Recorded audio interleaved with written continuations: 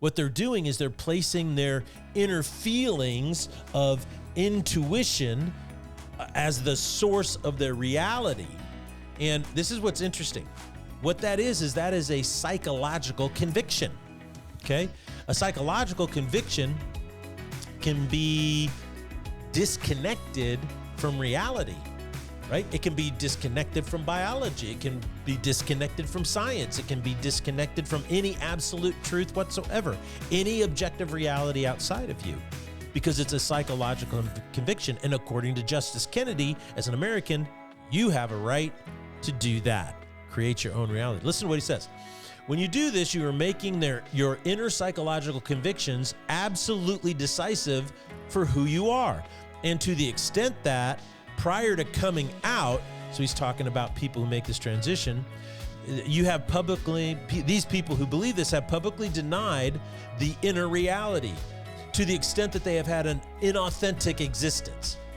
This is why the language of living a lie often appears in the testimonies of transgendered people.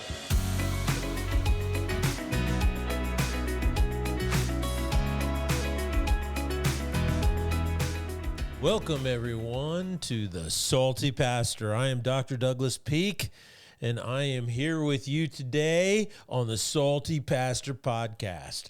The goal of our podcast is to coach you up in your faith. This year is going to be an election year, so there's going to be a lot of people telling you what to think, how to think, who to vote for, what's important in your life, what music you should listen to, what diet you should have, what you should value, and it's just you're going to be inundated with it.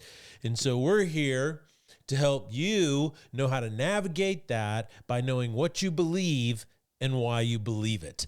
That's all about growing your faith. The whole point is we're not supposed to let people tell us what to think and do. We are supposed to think for ourselves and determine the best outcome in our own lives. That's how we grow as people. I heard someone once say, have you ever seen a trust fund kid grow up into a healthy adult? And the answer is generally no. Why? It's in the struggle. It is in the obstacles and the challenges that you have to face that allows you to grow stronger as a person. And I was listening to Scott Galloway. He's this guy who talks, and he was talking about wealth. And he talks about how wealth is a whole person project. You see, most people think that wealth is making money. And he makes the point that, no, it's not. He goes, you have to become a good person in order to become a wealthy person. Sure, there's like this exception where someone makes a widget and it takes off. But generally in our society, the way you become a wealthy person is by becoming a good person along the way. It's critical because it's a whole person project. Now, these are just earthly illustrations of what the Salty Pastor podcast is all about. And that's about helping you become the person that Christ has called you to be by coaching you up in your faith. So we want you to critically interact with the stuff that we're talking about. Think about it. Meditate on it. Go back and listen to the podcast a few more times if you need to, because this is all about helping you become who you are meant to be. So we're in this series on identity right now, and we started this week on Tuesday talking about how to heal a wounded identity. So let me give you a brief recap, okay, of the biblical principles that we studied in Philippians chapter 3. Number 1, in order to heal your identity, you must learn the difference between the material foundational stones on which you have built your identity and the foundational stones of your new identity.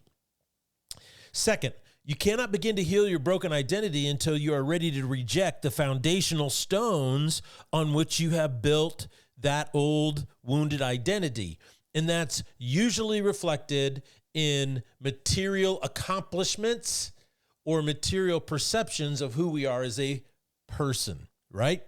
So it's tough to do, the rejection of the old and the embracing of the new if you haven't learned the difference between the two. And that's why that first step is so important to the second step. So what you have to do is you have to teach yourself how to discern between the two. Now, one of the best ways to do that is just simply sitting down and reading your Bible, because as you read, it kind of gives you a filter. In the book of Hebrews, chapter 4, it says, the word of God is living and active and sharper than any two-edged sword. It says it divides. And what that basically means is it shows you, it judges the thoughts and intentions of your heart. And over time, it just helps you get a filter of determining, what are the foundational stones of my old nature and what are the foundational stones of my new nature? So it's really important to figure that out. Finally, the third step is wanting to be found in Jesus. Paul says in Philippians 3, I want to be found in him. So we find ourselves in him, and we do this through the power of his resurrection and understanding that our righteousness doesn't come from our own reputation, our own character, our own achievements, our own accomplishments. Our righteousness can only come from Christ. In other words, it's given and bestowed upon us as an act of grace. So we really talked about that, how significant that is to healing a wounded or broken identity. So, that wanting to know him, I guess the fourth point that we covered is this, and I want to mention that, is that he says, I need to desire Jesus. And this is the beauty of desire or wanting Jesus, and that is that you don't have to have everything figured out. You don't have to have perfect discernment about what stepping stones are building your earthly or material identity and what stepping stones build your new identity. You don't have to have that figured out right away. You really don't. And you just need to know that there's a difference. And then as you read scripture, what happens is your desire for Jesus, you're wanting him and wanting to be found in him, starts to do something in you. It's that as I thirst for God, it becomes more clear. It's like the passage in Isaiah where he says, as a deer pants for water, so my soul thirsts for you. So the more you thirst, the more clear your new identity becomes from your old identity. So it's really an interesting process. So simply said, you just need to thirst. The more you thirst for God, the more clear it becomes. Okay? Now, right now, I want to kind of start talking about why it's so difficult in our world to heal a broken identity, even after you've made a decision to follow Jesus. And that's really important. I've said on the podcast many, many, many times is that often it's not what we are thinking, but it's how we're thinking about it that makes all the difference. And this podcast is really going to focus on that principle. It's how we think that makes it's so difficult for us to actually embrace our new identity, and why so many people who are unbelievers or they don't know Christ are pursuing false identities with such an abandon. So let's talk about it real quick. I want to start off by reading from one of my favorite philosophical books. It is a book by Carl Trueman called The Rise and Triumph of the Modern Self. It's Cultural Amnesia, Expressive Individualism, and the Road to the Sexual Revolution. And what's really interesting is in the very, very beginning of the book, he says something fascinating, and I just want to read it to you real quick. The origins of this book lie in my curiosity about how and why a particular statement has come to be regarded as coherent and meaningful. I am a woman trapped in a man's body. Now, my grandfather died in 1994, less than 30 years ago, and yet, had he ever heard that sentence uttered in his presence, I have little doubt that he would have burst out laughing and considered it a piece of incoherent gibberish. And yet, today, just 30 years later, according to him, It is a sentence that many in our society regard as not only meaningful, but so significant that to deny it or question it in some way is to reveal oneself as stupid, immoral, or subject to yet another irrational phobia. And those who think of it as meaningful are not restricted to the veterans of college seminars or on queer theory or French post-structuralism.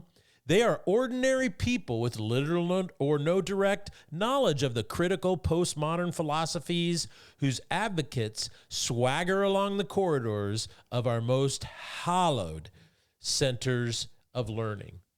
What a powerful opening paragraph, if you ask me, because he's really digging down to the nut, that underlying inner core of the whole issue. And that is, how in the world is our society in such a short period of time gone from thinking the statement, I am a woman trapped in a man's body, as incoherent to you must believe this or you have a phobia. That is a massive shift in such a short period of time. Now, as I've stated many times before, the statement of Justice Kennedy in the Obergefell decision has proved this total shift, this pendulum swing, you might say, to the other side. In his opinion, the freedom promised to every American citizen extends to the freedom to determine your own reality. That's what he says in it. The reason why we have to give marriage to same-sex couples is because every American has the freedom to determine or define their own reality, which is really, in my book, pretty fascinating philosophical statement. So, how in the world did we get there so quickly? Well, here's some of the primary ways in which the world has developed really quickly. And if you understand this, you start to understand why it's so difficult, even as a follower of Christ. Let's say you've been saved and you've been given a new identity, but you're struggling to actually live in it, embrace it. And if you're not embracing and living and growing into your new identity, your journey with Jesus is really frustrating. It could be disappointing because you feel like, man, I can't change no matter what. And I thought following Jesus would heal some of my broken relationships. I thought it would heal me.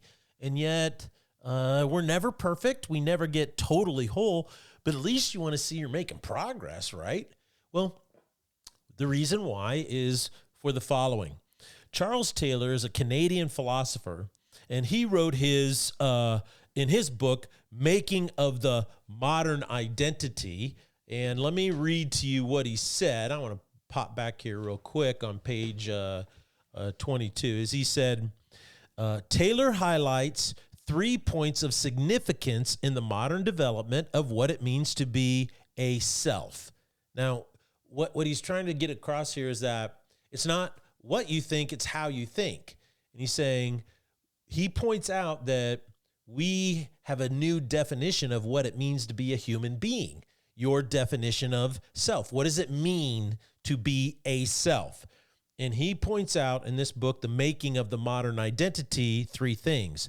A focus on inwardness, or the inner psychological life, as decisive for who we think we are.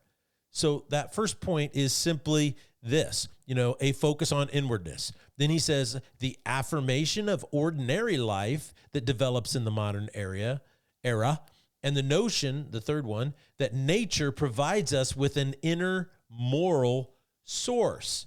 So I just want to kind of talk about these 3 things real quick, And the first one is this. He says there is a focus on inwardness.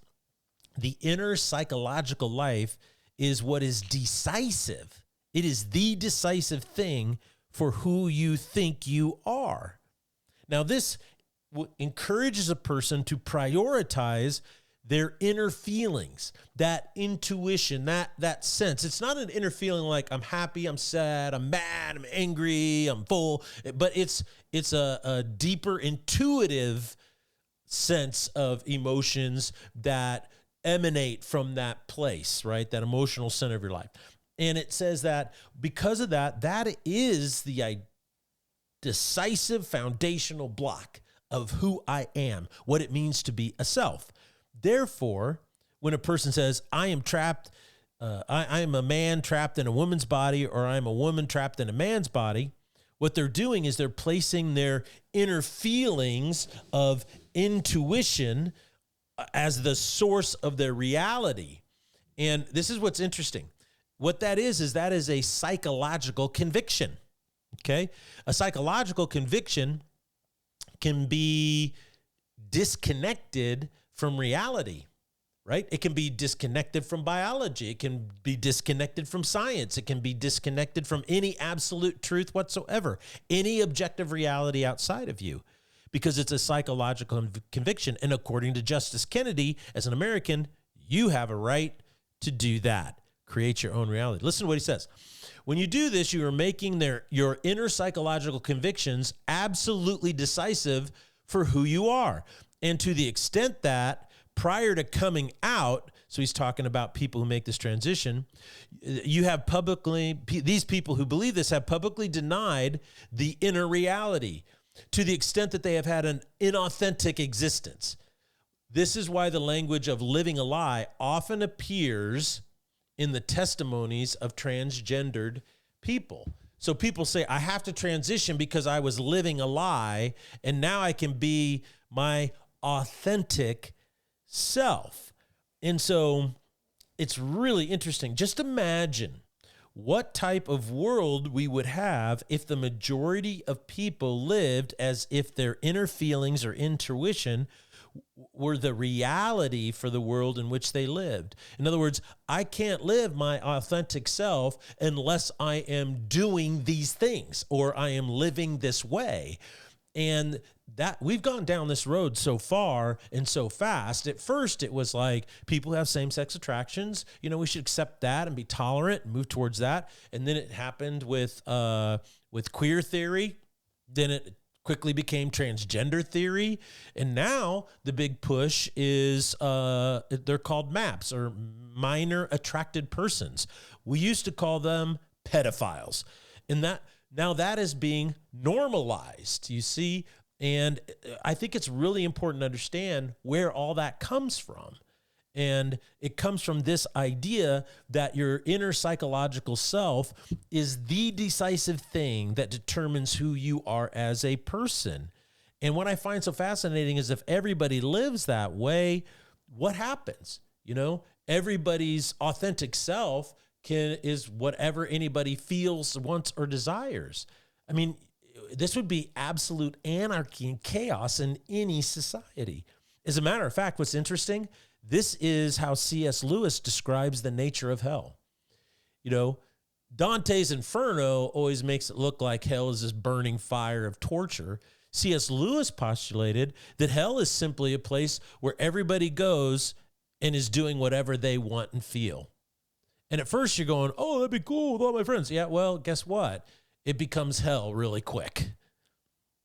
The second thing I think he says, Charles Taylor says in his book about the modern formation of your identity is that there is an affirmation of ordinary life that develops in the modern era. Now, what does he mean by that? I mean, like, explain that. You know, people go, well, explain that to me, you know, Pastor. How does that work? Well, what it's saying is that you take whatever the ordinary values and morality of the culture is and how it's developed, and we're going to affirm that. And if we affirm whatever it is we believe right now, guess what? People are going to live their authentic selves. Now, this really is interesting because if you think about it, the sexual revolution was one of the most significant revolutions in the modern era. And the reason why is not because it challenged the morality of sex within our culture. It did do that, and it coincided with the technological advent of the pill, which basically removed the consequence of promiscuous or illicit sexual activity, right? But something else was going on too at the same time. Is just about 30 years prior to that, antibiotics just burst onto the scene. And so the other big issue with illicit sexual activity or promiscuity is sexually transmitted diseases, which, by the way, is, in my opinion, one of the strongest arguments as to why we are created to be monogamous in nature. And that is that these two technologies, antibiotics and contraception, basically launched the sexual revolution because it removed the two biggest moral arguments against being sexually promiscuous, you see? So, but what people don't understand is it wasn't the technological introduction of these two things that started the sexual revolution. The sexual revolution is so significant is because it changed the very definition of how we determined personhood. It was a philosophical revolution first in what it means to be a self, where the meaning comes from in your human existence, totally shifted. So sexuality, right, is no longer a recreational activity. It's no longer an activity to produce children, but it is now presented as that which lies at the very heart of what it means to be an authentic person. In other words, if you're not pursuing and expressing your sexuality that you have, then you are not an authentic person. Now, that is an extremely profound claim, and it is unprecedented throughout all of history. You know, he mentions in the book the notion of coming out. When I was a younger man, the whole discussion was coming out of the closet, so to speak. And now this is what's interesting is most people are, okay, this is what we're thinking. What we're thinking is, oh, this person was restricted. They were in a prison or they were in a closet and they were, for whatever reason, maybe it was feeling ashamed or feeling judged or feeling whatever. And so now they've come out to everyone around them, meaning that they are now expressing themselves according to their authentic sexuality, which means they are now an authentic person. And he said, prior to that, they were living a lie. And after coming out, they are now living true or authentically. What's interesting is that's what we're thinking, but how are they thinking about it? What they're simply saying is this, if you really want to evaluate and analyze it, is that you're thinking, I can't be who I really am. I can't have a sense of who I am as a person. In other words, I can't have an authentic identity or a real identity unless I elevate the desires sexually of my life and then pursue them according to how I want. That just seems so fascinating to me because, you know, Tim Keller talks about something really interesting is that what the heart, the soul desires is authentic love and authentic intimacy. But you can never experience authentic love. You can never experience authentic intimacy by going into a relationship with the notion, I need to get what I want. You only find real love, authentic intimacy when you go into a real relationship and you become vulnerable and sacrificial and you say, this is what I want to give. And so how they're thinking about this robs them of the very thing they hope what they're doing will bring them. Did you catch that? It's how they think about it that robs them of the very thing that they're doing that they hope will bring them what they want. And that in the Bible, they call this deception. And the worst thing about deception, this is what I hate about deception. And I have to be honest with you and transparent. I've been deceived in my life on numerous occasions. And the most annoying thing about deception is you never know it's happening while it's happening. That's why they call it deception. So it's a deceiving thing that people could recognize if for a moment they could stop being so involved in their lives. An old guy once told me, he says, Doug, your problem is you're too personally involved in your own life. And that always struck me as so odd. But it's true. We get so involved in our own lives. This is the advent of what it means to be a psychological man, a person who your inner psychological well-being is the most important thing in your life. And what it does is, because we think about it that way, it's how we think about it that ends up robbing people of the true things in life.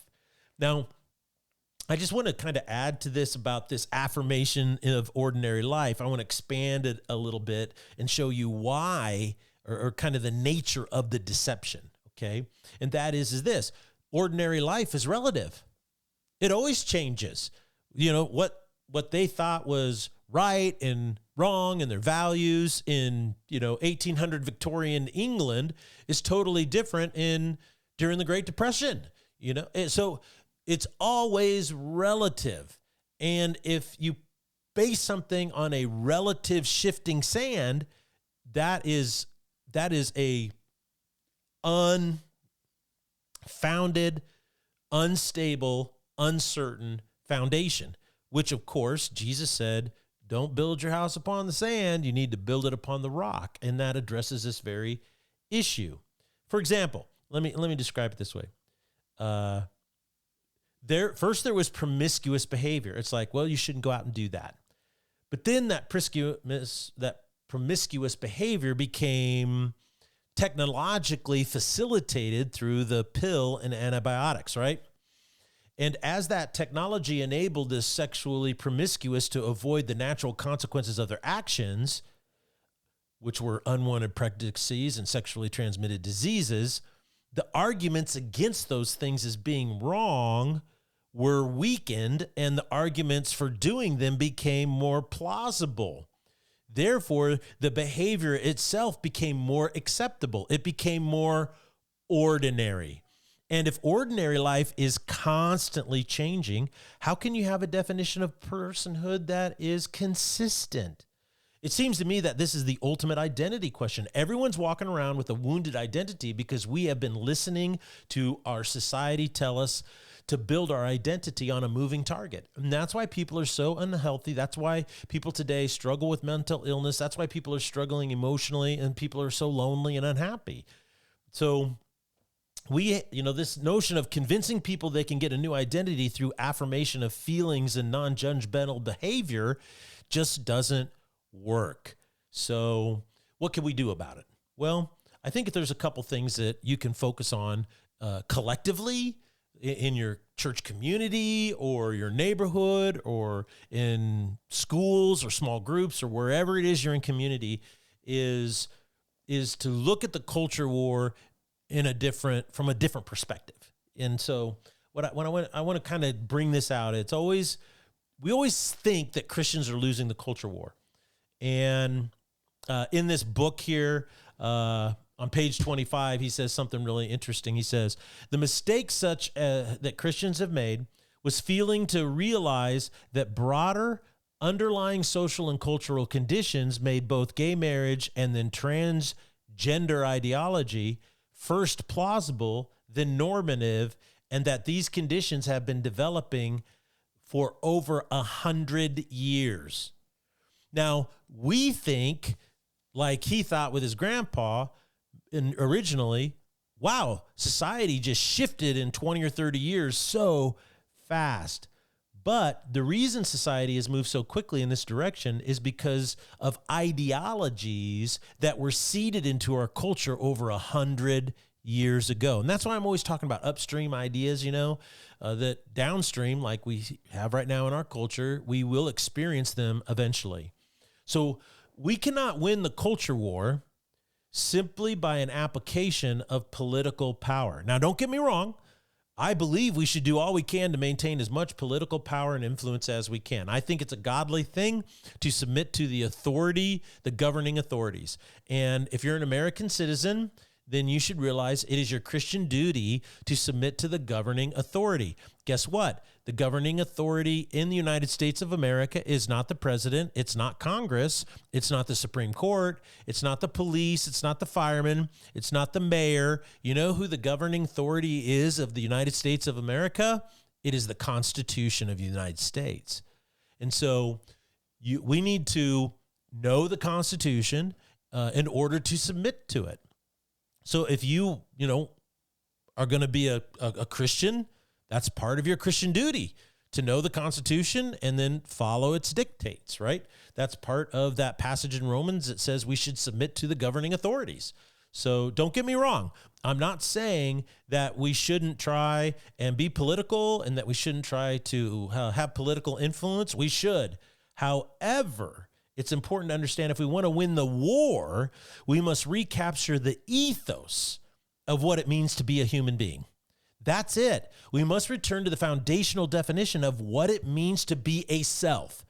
And this is why classical education, in my opinion, is so critical, because classical education is built on an ideological foundation of authentic human existence, not a cultural definition, of what is ordinary in the modern time. It's built on a timeless ideological foundation of authentic human existence. The founders called this natural law.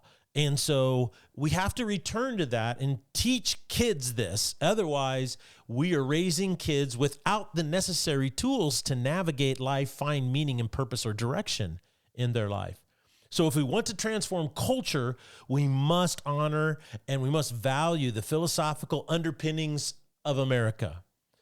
The second thing is this: we are the salt of the earth. We are the light of the world.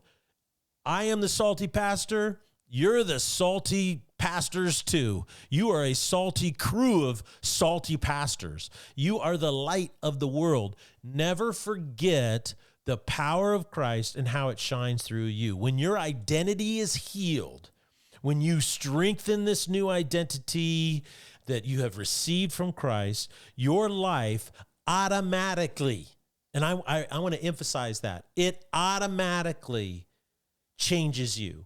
So often I will talk to people and they'll say, yeah, I'm struggling with forgiveness in my marriage. I need to work on that. I need to learn how to be a better forgiver. Some people say, I'm just not a very positive person. So I'm very negative and I don't have joy. I need to work on not being a negative person.